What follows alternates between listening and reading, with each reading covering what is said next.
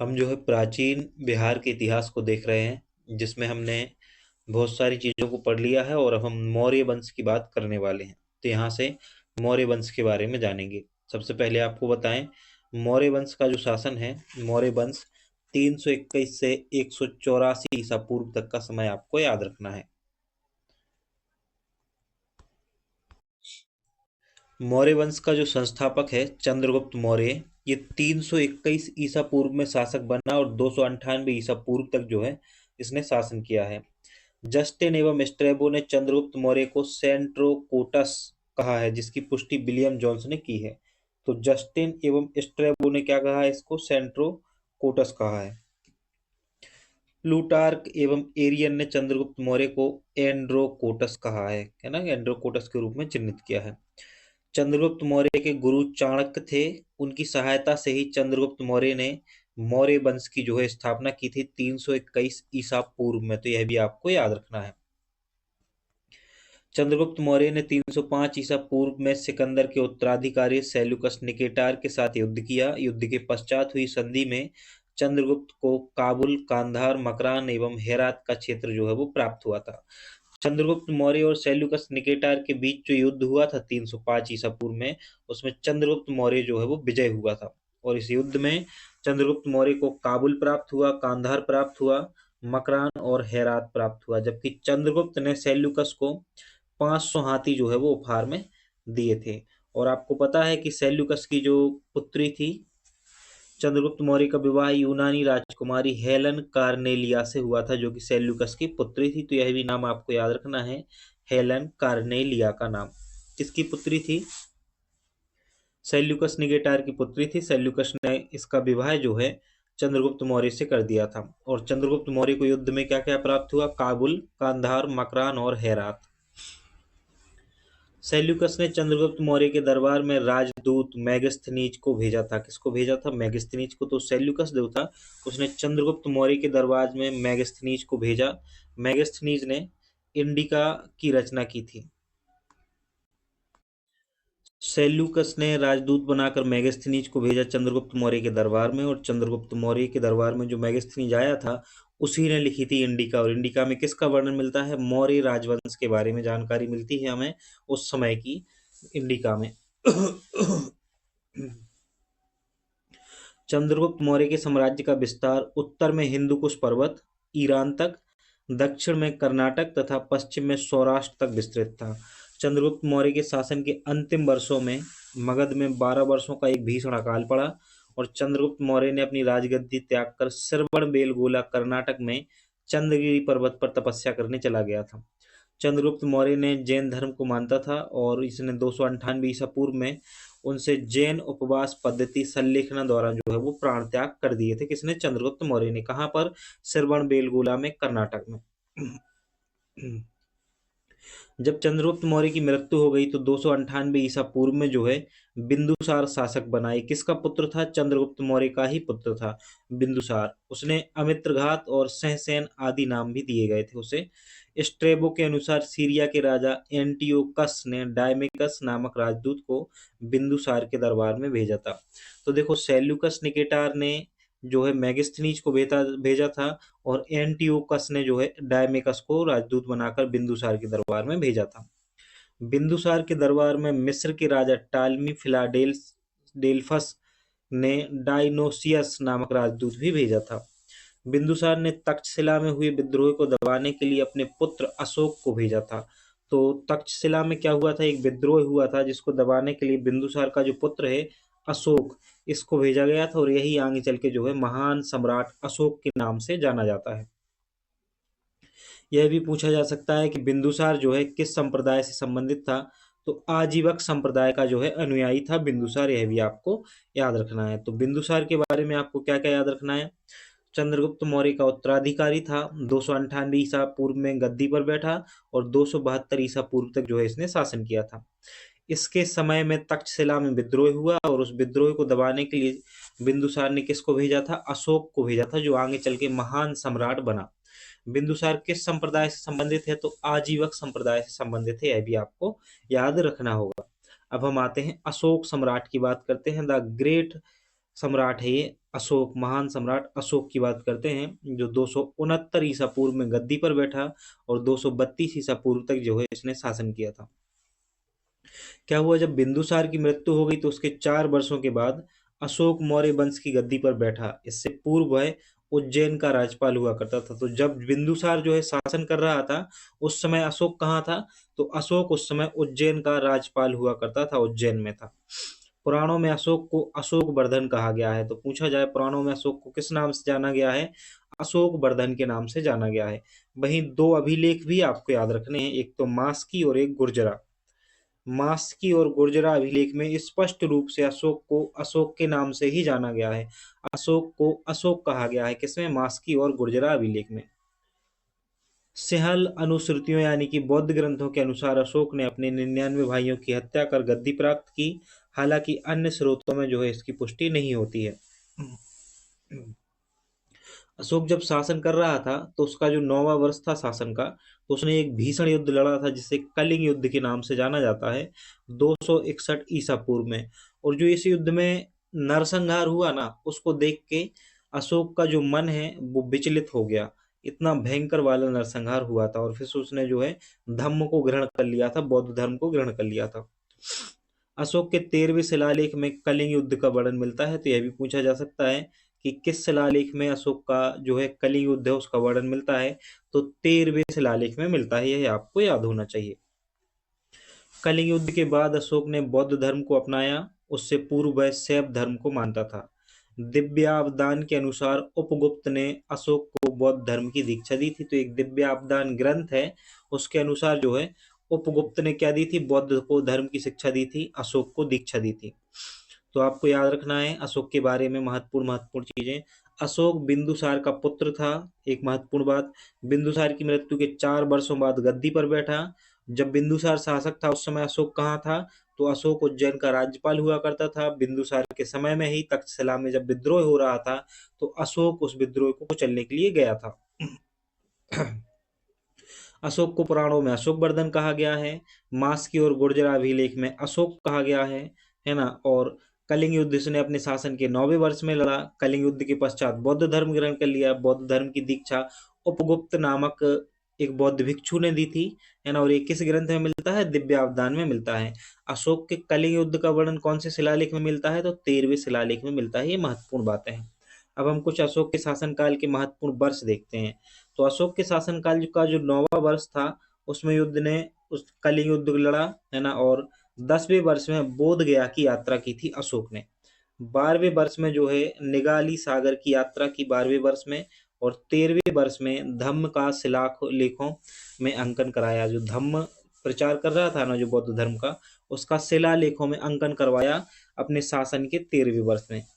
14वें वर्ष में धम्म महामात्रों की नियुक्ति की। कुछ महामात्र मतलब कहने का मतलब ये है कि धर्म प्रचारकों की नियुक्ति की थी।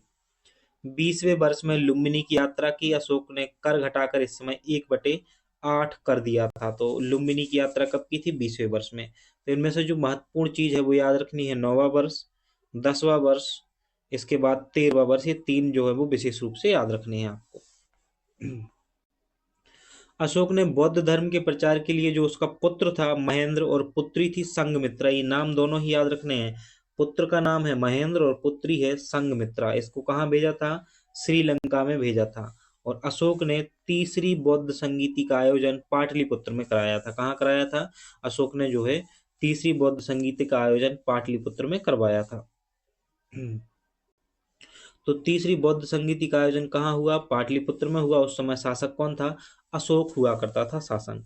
अशोक ने लगभग 37 वर्षों तक शासन किया। उसकी मृत्यु 232 ईसा पूर्व में हो गई।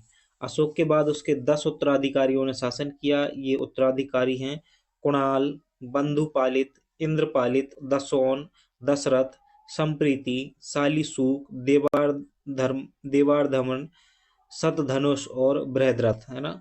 मौर्य वंश का अंतिम शासक जो है वो बृहद्रथ था। कौन सा? बृहद्रथ था। और मौर्य वंश का शासनकाल 137 वर्षों तक रहा है। तो इन सभी उत्तराधिकारियों में जो आपको याद रखना है ना, वो सिर्फ बृहद्रथ को ही याद रखना है कि अंतिम मौर्य शासक हुआ है। माफ कीजिएगा। अब हम बौद्ध और जैन धर्म के बारे में जान लेते हैं, बौद्ध धर्म और जैन धर्म को समझ लेते हैं यहाँ से। देखो बौद्ध धर्म जो है, बौद्ध धर्म के संस्थापक थे गौतम बुद्ध। कौन थे? गौतम बुद्ध जो है बौद्ध धर्म के संस्थापक थे। जो गौतम थे सिद्धार्थ, वही गौतम बुद्ध कहलाए और बौद्ध धर्म के संस्थापक माने जाते हैं। इनका जो जन्म है 563 ईसा पूर्व में लुम्बिनी में हुआ था। ये नेपाल में है। कहाँ पर? नेपाल में लुम्बिनी में 563 ईसा पूर्व में इनका जन्म हुआ था। उन्हें शाक्य मुनि और लाइट ऑफ एशिया, एशिया का ज्योतिपुंज के नाम से भी जाना जाता है। तो जो महात्मा बुद्ध हैं इनको शाक्य मुनि के नाम से भी जाना जाता है, लाइट ऑफ एशिया कहा जाता है, हिंदी में एशिया का ज्योतिपुंज के नाम से जाना जाता है। यह याद रखना है आपको। जो महात्मा बुद्ध हैं इनके बचपन का नाम था सिद्धार्थ। क्या था? बचपन के नाम था सिद्धार्थ। और इनके पिता जो थे उनका नाम था शुद्धोधन। इनकी माता का नाम महामाया था और सौतेली माँ या मौसी जिसे हम कहते हैं वो प्रजापति गौतमी थी, क्योंकि इनको इनकी मौसी ने ही पाला था, तो उनका नाम था प्रजापति गौतमी। और उनकी पत्नी का नाम था यशोधरा, जो कि 16 वर्ष की आयु में विवाह हुआ था। तो महात्मा बुद्ध जो हैं, जब ये सिद्धार्थ थे उनका 16 वर्ष की आयु में विवाह कर दिया गया। किसके साथ? यशोधरा के साथ। और सिद्धार्थ और यशोधरा का एक पुत्र हुआ जिसका नाम था राहुल। तो राहुल इनके पुत्र का नाम था। बुद्ध ने 4 दृश्यों को देखा। एक दिन बुद्ध जो है टहलने के लिए अपने जो सारथी था चन्ना, उसके साथ निकले और उन्होंने क्या देखा? एक उन्हें बूढ़ा व्यक्ति दिखाई दिया, एक बीमार व्यक्ति दिखाई दिया और उन्हें एक शव मिला और एक सन्यासी मिला। और सन्यासी को देखते ही उनकी जो आत्मा है, जो भाव हैं, वो एकदम से बदल गए और उन्होंने गृह त्याग करने का जो है वो विचार बनाया, जो है प्रण किया। इन घटनाओं को आपने खूब कहानियों में कहीं ना कहीं पहले सुना होगा। तो हमारे पास इतना समय तो नहीं है कि हम आपको बहुत बारीकी से बहुत सी डिटेल से चीज़ें दिखाएं, लेकिन जितनी आपकी परीक्षा में महत्वपूर्ण जो चीज़ें हैं उतना आप जानो कि आपकी परीक्षा में उपयोगी होना चाहिए। बाकी पीएचडी करेंगे इन चीज़ों में बाद में, सिलेक्शन के बाद। महात्मा बुद्ध जो है उन्होंने 29 वर्ष की आयु में जो है गृह त्याग किया, है ना। तो सिद्धार्थ ने 29 वर्ष की आयु में गृह त्याग किया था। 6 वर्षों तक कठोर तपस्या की और 35 वर्ष की आयु में जो है इन्हें ज्ञान प्राप्त हुआ। और उसके बाद जो है ये तथागत यानी कि बुद्ध कहलाए। क्या कहा गया इनको? तथागत बुद्ध कहा गया। इनको तथागत भी कहा गया और बुद्ध के नाम से भी जाना जाता है। तब से ये महात्मा बुद्ध के नाम से ही जाने जाते हैं। उन्हें ज्ञान की प्राप्ति वैशाख पूर्णिमा को पीपल वृक्ष के नीचे निरंजना फाल्गुनी नदी के तट पर बोध गया में हुई थी। तो इनको ज्ञान की प्राप्ति कहाँ हुई? पूर्णिमा का दिन था, है ना, पूर्णिमा थी उस समय। पीपल वृक्ष के नीचे निरंजना या फाल्गुनी नदी के तट पर, कहाँ पर? बोध गया में। क्या ज्ञान प्राप्ति हुई? किसको? महात्मा बुद्ध को। देखो महात्मा बुद्ध ने 4 आर्य सत्य बताए हैं। कौन कौन से? एक तो दुख है ना। उन्होंने बताया कि संसार जो है वो दुखमय है। दुख समुदाय है, मतलब दुख का कारण तृष्णा है। आपके अंदर जो तृष्णा होती है ना, वो दुख का कारण है आपके। दुख निरोध है। दुख निवारण हेतु तृष्णा पर विजय आवश्यक है। महात्मा बुद्ध कहते हैं कि अगर आपको दुख से निवारण चाहिए तो आपको तृष्णा पर विजय जो है वो प्राप्त करनी होगी।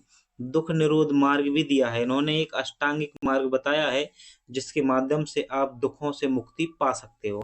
तो ये 4 आर्य सत्य याद रखने हैं। दुख, दुख समुदाय, दुख निरोध और दुख निरोध मार्ग। ये सब चारों जो आर्य सत्य हैं, बौद्ध धर्म के 4 आर्य सत्य, इनको आपको याद रखना है।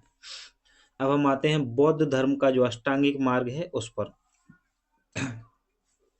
देखो बुद्ध ने 4 आर्य सत्य बताया है और अष्टांगिक मार्ग बताया है दुखों से मुक्ति का। कौन सा? एक तो सम्यक दृष्टि, सम्यक संकल्प, सम्यक वाक, सम्यक कर्म, सम्यक आजीव, सम्यक व्यायाम, सम्यक स्मृति और सम्यक समाधि। ये 8 वो मार्ग हैं जिनसे आप दुखों से मुक्ति प्राप्त कर सकते हो। बौद्ध धर्म में 3 रत्नों की भी बात की गई है। बुद्ध, धम्म और संघ। बुद्ध, धम्म और संघ, इन 3 रत्नों की बात की गई है। बुद्ध ने किस मार्ग का प्रतिपादन किया है? तो बुद्ध ने मध्यम मार्ग का प्रतिपादन किया है। बुद्ध अपने उपदेशों में पाली भाषा का प्रयोग करते थे और बुद्ध ने जो पहला उपदेश है सारनाथ में दिया था। कहाँ पर? बुद्ध ने पहला उपदेश सारनाथ में दिया था। बुद्ध ने सर्वाधिक उपदेश जो हैं कौशल की राजधानी श्रावस्ती में दिए हैं। तो अगर आपसे पूछा जाए कि बुद्ध ने किस भाषा में उपदेश दिए? पाली भाषा में। कहाँ दिया पहला उपदेश? सारनाथ में। सर्वाधिक उपदेश श्रावस्ती में, कौशल की राजधानी श्रावस्ती में।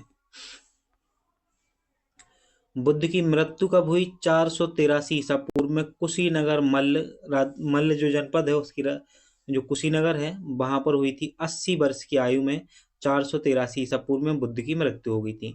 बुद्ध के प्रथम गुरु का नाम आपको याद रखना है अलार कलाम, और द्वितीय गुरु थे रुद्रक रामपुत्र। कौन थे? रुद्रक रामपुत्र थे। ये जो हैं बुद्ध के दो गुरु हुए, इनका नाम भी आपको याद रखना है।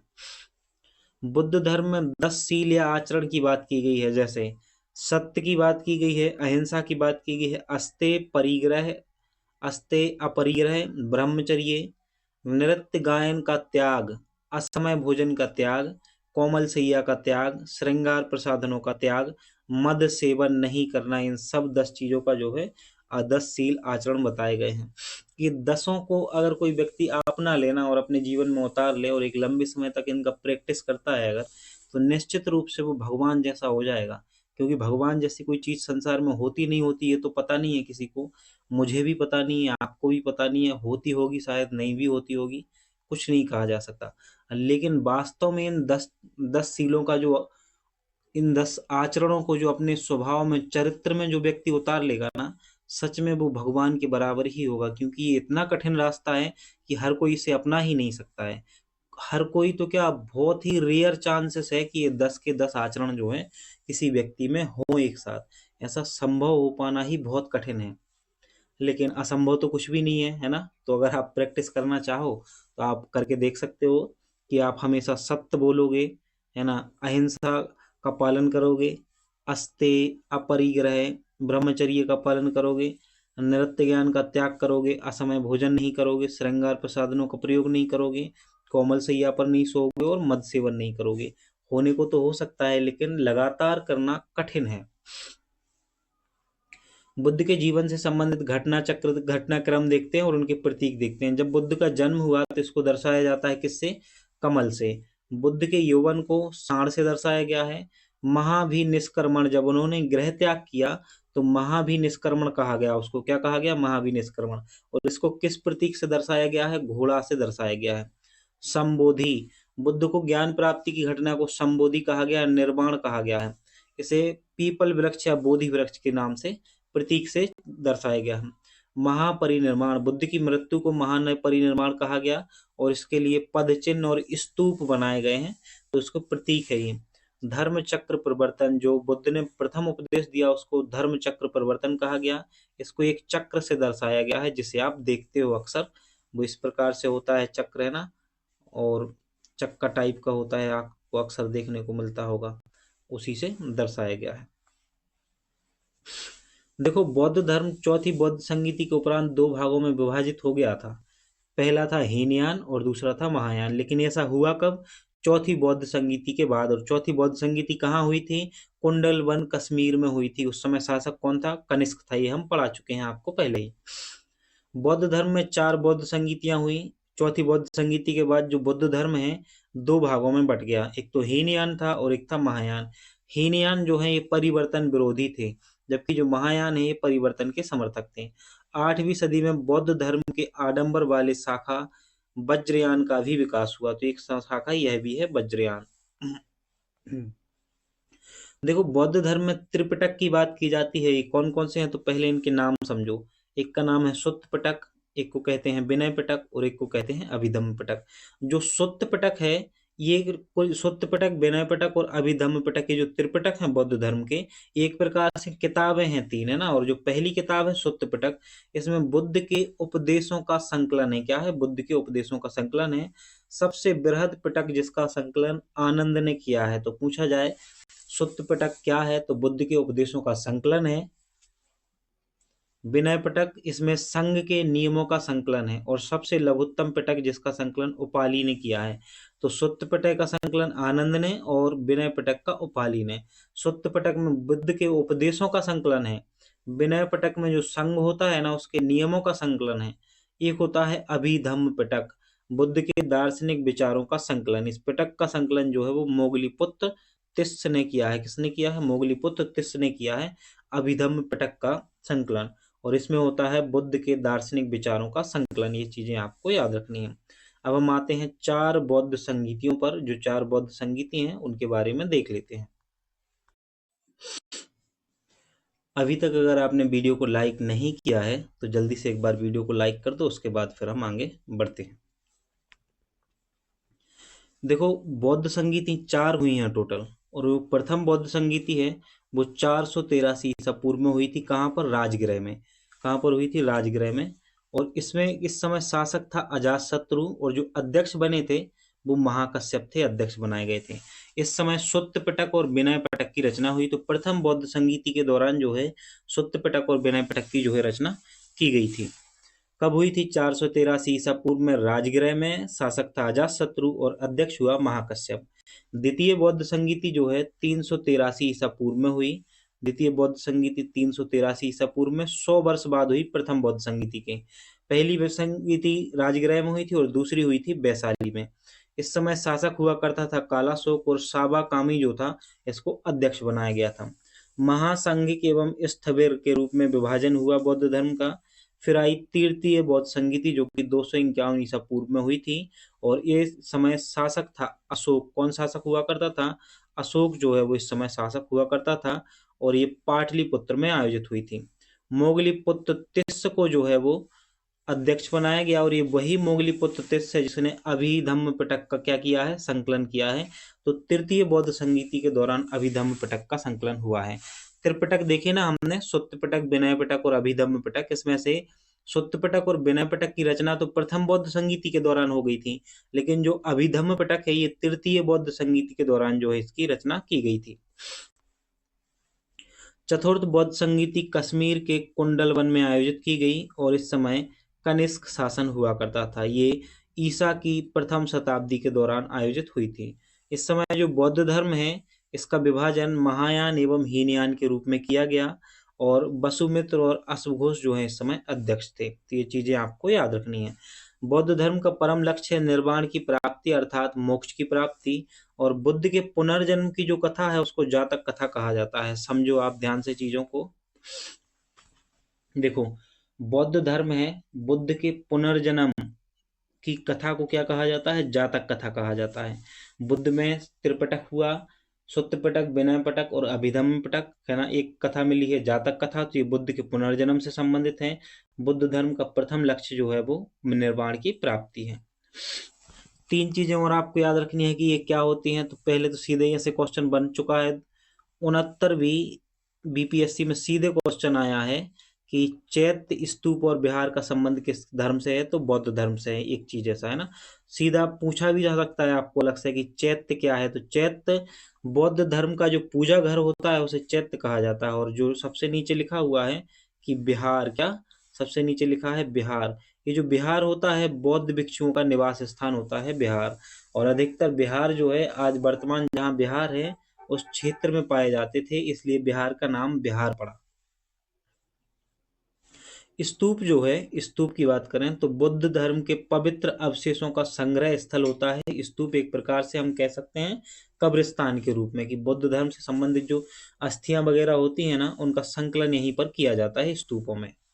तो ये था बौद्ध धर्म। आई होप की चीजें आपको निश्चित रूप से समझ में आई होंगी। अब हम बात कर लेते हैं जैन धर्म के बारे में। देखो, जैन धर्म के संस्थापक तो ऋषभ देव को माना जाता है। किसको माना जाता है? ऋषभ देव को, क्योंकि यही प्रथम तीर्थकर थे। वे जैन धर्म के क्या थे? प्रथम तीर्थकर थे ऋषभ देव। उन्होंने आदिनाथ और वृषभनाथ भी कहा जाता था। जो ऋषभ देव थे इनको ही आदिनाथ और वृषभनाथ के नाम से भी जाना जाता था। जैन धर्म में जो है टोटल 24 तीर्थंकर हुए हैं, और 24वें हुए हैं महावीर स्वामी, और 23वें जो हैं 23वें तीर्थंकर के रूप में आपको याद रखना है पार्श्वनाथ। कौन? पार्श्वनाथ 23वें हैं। इनका जन्म जो है काशी में हुआ था, और उनके पिता अश्वसेन काशी के राजा थे। तो जो पार्श्वनाथ हैं 23वें तीर्थंकर, उनका जन्म काशी में हुआ, और अश्वसेन वह जो है काशी के राजा हुआ करते थे। अश्वसेन के ये पुत्र थे। उन्हें ज्ञान की प्राप्ति सम्मेद पर्वत पर हुई थी। उन्हें 4 महाव्रत की शिक्षा दी। तो जो 23वें तीर्थकर हैं इन्होंने 4 महाव्रत दिए थे, सत्य, अहिंसा, अस्तेय और अपरिग्रह, है ना। ये 4 जो व्रत हैं ये किसने दिए थे? तो पार्श्वनाथ ने दिए थे। और 5वां महाव्रत जो है ब्रह्मचर्य किसने जोड़ा था? तो महावीर स्वामी ने उसको जोड़ा था। कितने पावरफुल कितनी, मतलब कितनी खतरनाक विल पावर रही होगी, कितनी स्ट्रांग विल पावर रही होगी कि एक राजा के पुत्र होने के बाद इतनी सारी चीजों का त्याग कर देना, और यहाँ तक कि वस्त्रों का तक त्याग कर देना, और तीर्थंकर हो जाना, दिगंबर हो जाना बहुत बड़ी बात होती है, बहुत बड़ी। इतना बड़ा त्याग कर पाना बहुत बड़ी बात होती है। 24वें तीर्थंकर हुए महावीर स्वामी, है ना, 24वें तीर्थंकर हुए महावीर स्वामी। महावीर स्वामी को ही वास्तविक संस्थापक माना जाता है, और उनका जन्म 540 ईसा पूर्व में कुंडग्राम वैशाली में हुआ था। तो महावीर स्वामी जो है, इनका जन्म जो है कुंडग्राम वैशाली में हुआ। इनके पिता का नाम था सिद्धार्थ, है ना, और ये जो सिद्धार्थ थे ज्ञात्रक कुल के थे। किस कुल के थे? ज्ञात्रक कुल के प्रधान थे। इनकी माता थी लिच्छवीगढ़ राज्य की राजकुमारी, और उनकी पत्नी का नाम था यशोदा। क्या था? इनकी पत्नी का नाम यशोदा था। उनकी पुत्री का नाम था प्रियदर्शनी या अनुज्या, जिसे कहा जाता था, प्रियदर्शनी या अनुज्या जिसे कहा जाता था। तो देखो, जो महात्मा बुद्ध थे और उनकी पत्नी थी यशोधरा, है ना, उन दोनों का एक पुत्र था, उसका नाम था राहुल। जबकि जो महावीर स्वामी है, महावीर स्वामी की पत्नी का नाम है यशोदा, और महावीर स्वामी और यशोदा का की पुत्री थी क्या? प्रियदर्शनी या अनुज्या, जिसका नाम रखा गया। जो प्रियदर्शनी है, इसकी शादी की गई जमाली से, तो जमाली जो है वो महावीर स्वामी के दामाद हुए। जो महावीर स्वामी हैं, इन्होंने 30 वर्ष की आयु में गृह त्याग किया। 12 वर्षों तक कठोर तपस्या के बाद 42 वर्ष की उम्र में इन्हें केवल्य अर्थात ज्ञान की प्राप्ति हुई। कहाँ पर? जंबिका ग्राम में ऋजुपल्लिका नदी के तट पर साल वृक्ष के नीचे। तो महात्मा बुद्ध को पीपल वृक्ष के नीचे ऋजुपल्लिका नदी, माफ कीजिएगा, ऋजुपल्लिका नदी नहीं थी, ऋजुपल्लिका नदी महावीर स्वामी के केस में है ना, तो ये याद रखना है, महावीर स्वामी के केस में हो जाता कभी कभी। जैसे बौद्ध धर्म में भी 3 रत्न हुआ करते थे, ऐसे जैन धर्म में भी 3 रत्न हैं। जैन धर्म में 3 रत्न है: सम्यक दर्शन, सम्यक ज्ञान और सम्यक आचरण। जैन धर्म में 5 महाव्रत हैं। जैसे 4 आर्य सत्य दिए बौद्ध धर्म में, ऐसे ही 5 महाव्रत हैं जैन धर्म में। एक तो है सत्य, झूठ नहीं बोलना; अहिंसा, हिंसा नहीं करना; अस्तेय, चोरी नहीं करना। क्या है अस्तेय? मतलब चोरी नहीं करना। अपरिग्रह, धन का संग्रह नहीं करना; और ब्रह्मचर्य, इंद्रियों को बस में रखना, ये इंद्रियों को बस में करना। ये 5 महाव्रत दिए हैं जैन धर्म में। 5वां महाव्रत ब्रह्मचर्य जो है महावीर स्वामी के द्वारा प्रतिपादित किया गया। जबकि 23वें तीर्थंकर पार्श्वनाथ जो हैं, इन्होंने 4 महाव्रत पहले से ही दे रखे थे। महावीर स्वामी ने अपना पहला उपदेश जो है वो राजगृह में दिया था, और अनेकांतवाद और स्यादवाद तथा सप्तभंगी ज्ञान सिद्धांत का संबंध जैन धर्म से ही है। देखो, प्रथम तीर्थंकर ऋषभ देव हुए, और इनका प्रतीक चिन्ह है बैल या वृषभ। क्या है प्रतीक चिन्ह? बैल या वृषभ जो है ऋषभ देव का प्रतीक चिन्ह है। दूसरे हुए हैं अजीतनाथ। कौन से? अजीतनाथ। और इनका प्रतीक चिन्ह है हाथी। 23वें हुए हैं पार्श्वनाथ, और पार्श्वनाथ का प्रतीक चिन्ह है सर्प। और चौथे हुए हैं महावीर स्वामी, और इनका प्रतीक चिन्ह है सैं। महावीर स्वामी के अतिरिक्त 12वें तीर्थंकर वासुपूज्य का जन्म बिहार में हुआ था। तो इनका नाम भी आपको याद रखना है कि वासुपूज्य का भी जन्म कहाँ हुआ है? बिहार में हुआ है। जिस प्रकार से 4 बौद्ध संगीतियां हुई, उसी प्रकार से 2 जैन संगीतियां हुई थी। तो बौद्ध धर्म में 4 संगीतियां हुई हैं, जैन धर्म में केवल 2 ही संगीतियां हुई हैं। पहली जो संगीति है 310 ईसा पूर्व में हुई थी। कब? 310 ईसा पूर्व में पाटलिपुत्र बिहार में हुई थी। जबकि पाटलिपुत्र बिहार में एक बौद्ध संगीति भी हुई थी।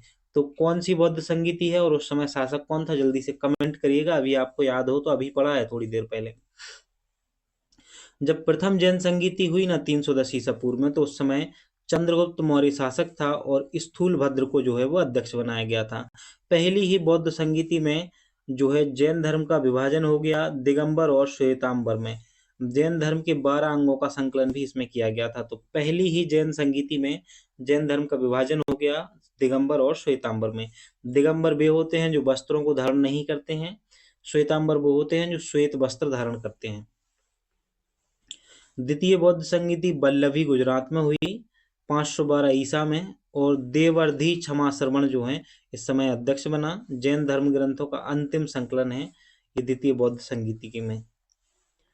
महावीर स्वामी की मृत्यु 468 ईसा पूर्व में 72 वर्ष की आयु में पावापुरी में हुई थी। तो मृत्यु पूछी जा सकती है कि कहाँ हुई थी, पावापुरी में हुई थी। जैन धर्म का विभाजन प्रथम जैन संगीति में श्वेतांबर दिगंबर के रूप में हो गया।